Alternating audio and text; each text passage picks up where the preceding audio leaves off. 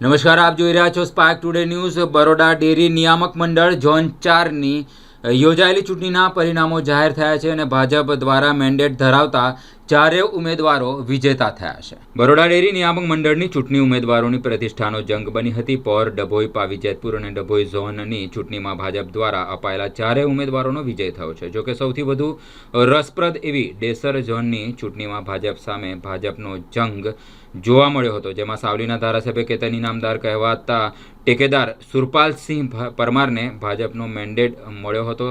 છેલ્લી 4 ટર્મથી બરોડા ડેરીમાં ડિરેક્ટર રહી ચૂકેલા કુલદીપસિંહ રાવલજી પણ ચૂંટણી લડવા મેદાને પડ્યા હતા, જેમાં સુરપાલસિંહ પરમારનો 6 મતોથી વિજય થયો છે. જીતેલા તમામ ઉમેદવારોએ પશુપાલકોના હિતમાં અને દૂધ ઉત્પાદકોની માંગ, દૂધના યોગ્ય ભાવ સહિતની માંગ પૂરી કરવા બાંહેધરી આપી હતી. બરોડા ડેરીમાં 13 ડિરેક્ટરો વચ્ચેના જંગમાં પ્રમુખ દિનુ મામા, ઉપપ્રમુખ જીબી સોલંકી અને પૂર્વ પ્રમુખ સતીશ નિશાળિયા સહિત 9 ઉમેદવારો બિનહરીફ વિજેતા બન્યા હતા. જ્યારે 4 ઝોનમાં આજે ચૂંટણી યોજાઈ હતી અને ચારેય ઝોનમાં ભાજપના જ ઉમેદવારોની જીત થઈ છે. ઝોન 3 મેં ઉમેદવારી કરી હતી અને મતદાન આવી ગયું છે. મારા 33 મત આવે છે, મને 8 મતથી હાર થઈ છે, પરંતુ મેં મહેનત કરી છે, એના કરતાં મને સારું પરિણામ મળ્યું છે. હવે આવનારી જે ચૂંટણી આવશે કેવી રીતે મહેનત કરશો? આવનારી ચૂંટણીની અંદર 5 વર્ષ સતત મહેનત કરીશું. પ્રમુખો સુધી એની મારી લાગણી પહોંચાડીશ, એમના પ્રશ્નો હશે તેમને સાંભળીશ અને સતત પ્રમુખો સાથે અને મંત્રીઓ સાથે અને ડેરી સાથે સમન્વય કરીશ અને મતદારોનો આવતી વખત એના કરતાં વધુ મજબૂતીથી દિલ જીતીશ એવી મારી મહેનત રહેશે. કઈ ઝોન પર તમે ચૂંટણી લડી? ઝોન નંબર 3માં. કઈ જગ્યા? વડોદરા ગ્રામ્ય.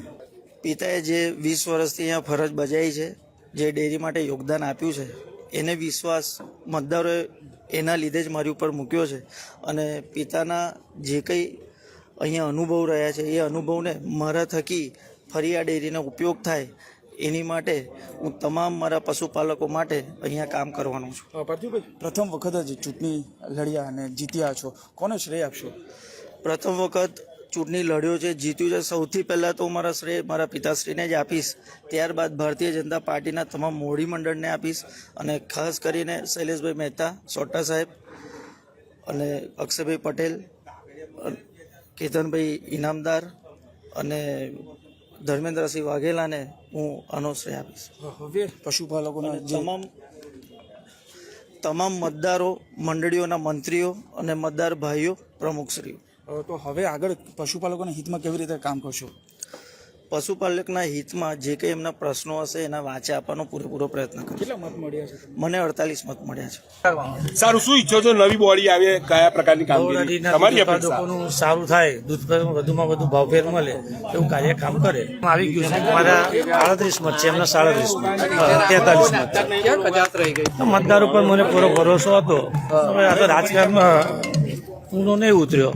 મને ભરોસો હતો કે હું જીતી જઈશ, પણ હવે રાજકારણમાં તો એવું હાર જીત થયા કરે. આજે ને તો ફરી સવારે સુરપાલસિંહે કીધું હતું કે એમનો પાપનો ગળો ભરાઈ ગયો છે, 14 મંડળીઓ બંધ થઈ ગઈ છે. ના, પાપનો ગળો કશું ભરાયો નથી. તો રાજકારણમાં બધા એક બીજા પર આક્ષેપ કરતા રહે. આગળ રાજકારણ કેવું રહેશે કુલદીપ? લડતા આવ્યા છે ને લડતા રહીશું. સારું, ભાજપમાં રહેશો કે હવે અન્ય? લડતા આવ્યા છે ને લડતા રહીશું. અરે હું લડતા આવ્યો છું ને લડતો રહીશું. બરોડા ડેરીના કયા પ્રશ્નોને આગળ? ખાલી 5, મારા 38 હતા, એમના 43 હતા. તમને લાગે છે કેતન ઇનામદારે એમને સપોર્ટ કર્યો? હા, સપોર્ટ તો કર્યો જ છે, હું કઈ ના નથી કહેતો, સપોર્ટ કર્યો જ છે. ના, હા, પ્રેશર પોલિટિક્સ આમાં કામ કર્યું. ધારાસભ્યએ પોલીસનો ઉપયોગ કર્યો, સરકારી તંત્રનો ઉપયોગ કરી, ધમકાયા, ડરાયા, ઘરેથી જબરજસ્તી ખેંચી લઈ ગયા અને મતદાન કર્યું. રસ્તામાં આવતો એને ગઈકાલે બી રોકી લીધા અને એમના ખેમામાં લઈ ગયા. એ પ્રમાણે મને એવું લાગ્યું કે ખરેખર પોલીસ તંત્રનો અને સરકારી મશીનરીનો ખૂબ ભરપૂર ઉપયોગ કરી અને મને હરાવવામાં આવ્યો છે. એમાં કોઈ ફરિયાદ કરવાના તમે? કોઈ ફરિયાદ નહીં. હવે તો જે થઈ ગયું થઈ ગયું. ફરી 2030માં લડીશું. તમારી મંડળી પર જે ઓડિટ લાવ્યું છે હવે 25 તારીખ હવે એ તો 25 તારીખે જવાબ આપવાના છે. હા, હું જણાવીશ તમને. હવે એ સમય જેવો સમય આવશે એ પ્રમાણે આગળ વધતો જઈશ. જોઈ લીધું તમે તો. કયું કારણ રહ્યું તમારી જીતનું? બસ આજે મેં સવારે પણ એક મુદ્દો ઉઠાવ્યો હતો કે અમારે ડેસર ઝોનની અંદર જે ડેરીઓ બંધ હોય ને, મત ના આપવાથી ડેરીઓ બંધ કરી દેવાની. અને એક જણના લીધે, એક જણ મત ના આપે એના લીધે આખું ગામ હેરાન થતું હતું. એનો આ પાપનો ગળો ફૂટી ગયો છે. કુલદીપસિંહે એવો આક્ષેપ પણ કર્યો છે કે તમારા તરફથી કેતન ઇનામદાર તરફથી મતદારોને ધમકાવવામાં આવ્યા, સરકારી મશીનરીનો દુરુપયોગ કરવામાં આવ્યો અને એટલા માટે તમે જીતી ગયા છો. ખોટી વાત છે. એ તો એમનો પાપનો ગળો ફૂટી ગયો છે આજે, એવું છે. એમનો પાપનો ગળો ભરાઈ ગયો હતો. મતદારોને ધમકાવવામાં આવ્યો નથી ધમકાવવામાં આવ્યો, કોઈને ધમકાવવા. પ્રેમથી મત લીધા છે બધાના. હા, પ્રેમથી મત આપ્યા છે તમને? પ્રેમથી મત આપ્યા છે. હા, તો કેતનભાઈનું તો રોલ રહ્યો ને આમાં? હા, ધારાસભ્ય અમારા પશુપાલકો માટે સાવલી તાલુકાની અંદર એમને અવાજ ઉઠાવ્યો છે અને એનો એ અવાજ જ મને આજે કામ લાગ્યો છે. ત્યારબાદ આ પ્રકારનું નિવેદન કેવી રીતે કઈ રીતે થયું છે આ પ્રકારના નિવેદન કુલદીપસિંહ? શું નિવેદન આપ્યું? એમને એવું કીધું કે પ્રેશર પોલિટિક્સ કર્યું, સરકારી મશીનોનો ઉપયોગ કર્યો ને એ બધું કીધું. ધમકાવડાવ્યા મતદારોને. ખોટી વાત છે. બતાવો, એક દાખલો બતાવો. કોને એવું ધમકાવ્યો? ખોટી વાત છે.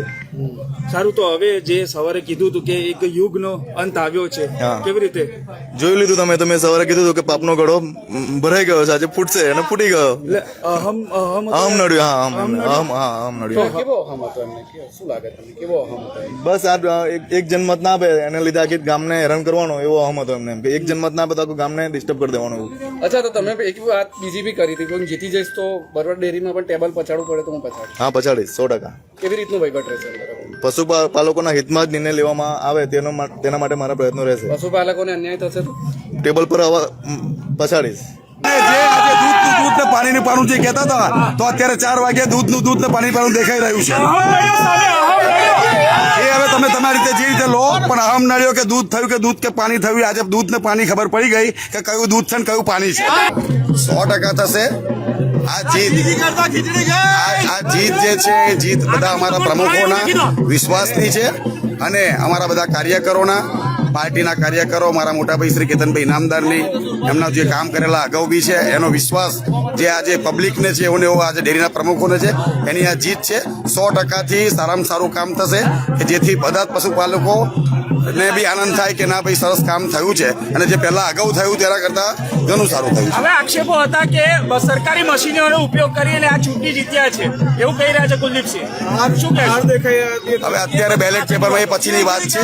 અત્યારે એક જ વાત છે કે ભાઈ જે કહેતા હતા એમના બપોરના બી વાતમાં કે 4 વાગે ખબર પડશે કે દૂધનું દૂધ ને પાણીનું પાણી, તો આમાં મારું એક જ કહેવું છે કે કયું દૂધ ને કયું પાણી.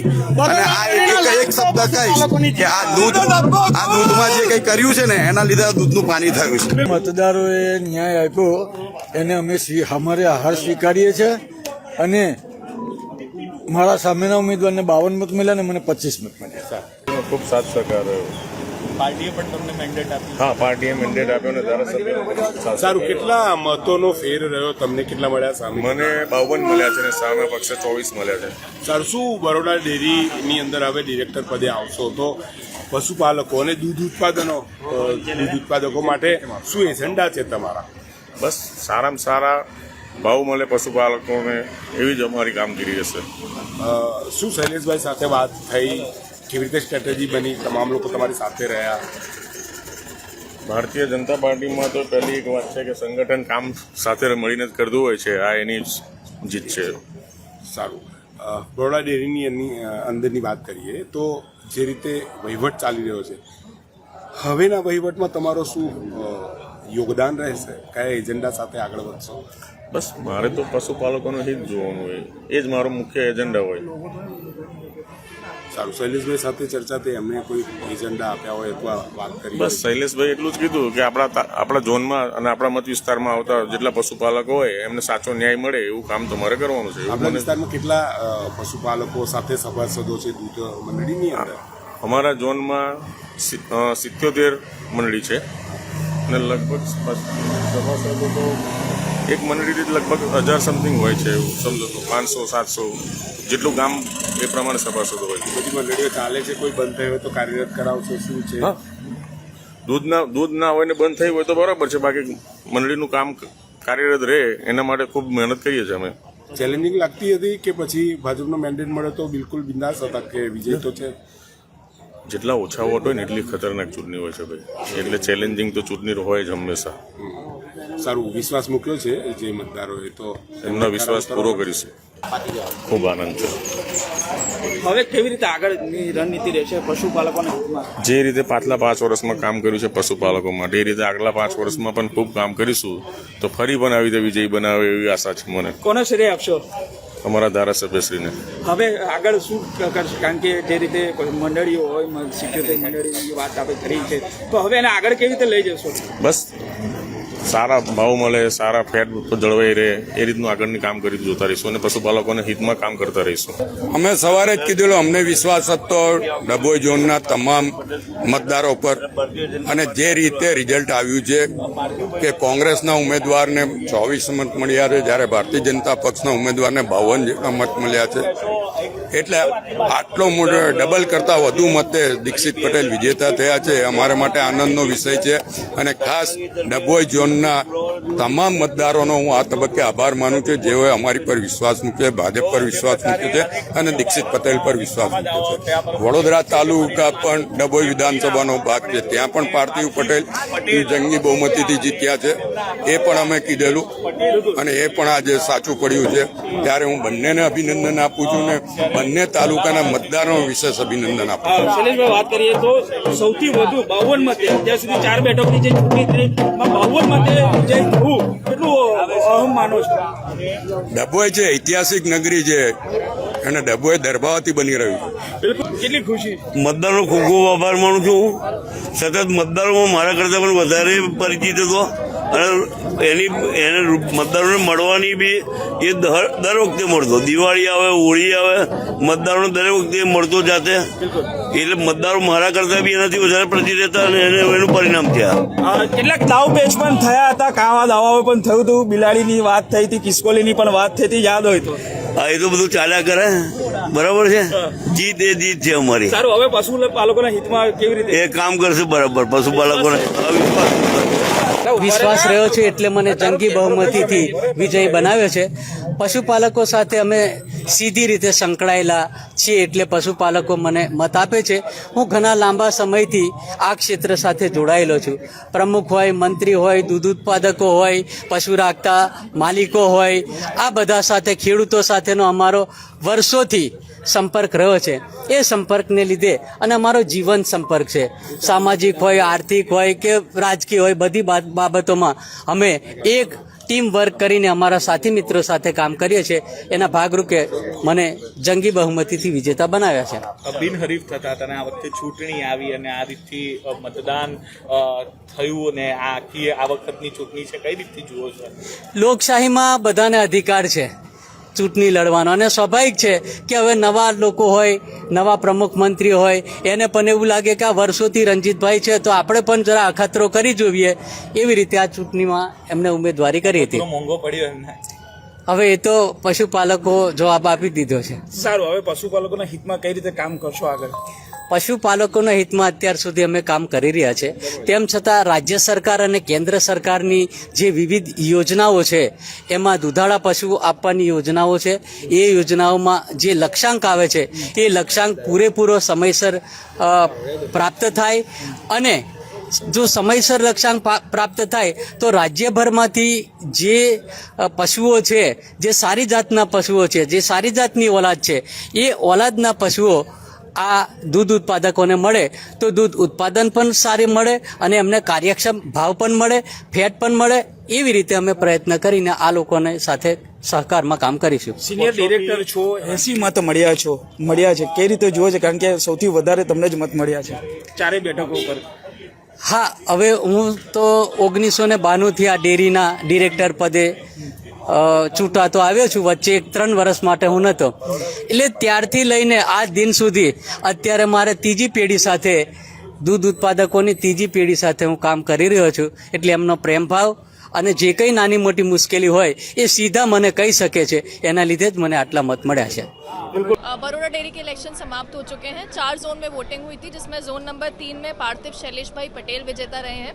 जोन नंबर 6 में सुरपाल सिंह चिमन सिंह परमार, जोन नंबर 8 में दीक्षित भाई भीखा भाई पटेल और जोन नंबर 12 में रंजीत सिंह मोहन सिंह राठवा. कैसा अनुभव रहा? कैसी पूरी प्रोसेस हुई आज की? इलेक्शन का प्रोसेस की अनुभव बहुत अच्छा था. सभी ने पूरा सहयोग दिया. स्टाफ से लेकर जितने लोग मतदार थे, उम्मीदवार थे, उनके एजेंट, सब ने पूरा सहयोग किया. शांति से पूरा इलेक्शन हुआ, काउंटिंग हुई और अच्छे से सारा समाप्त हो गया. कैसे रहेगा प्रमुख और उपप्रमुख कैसे?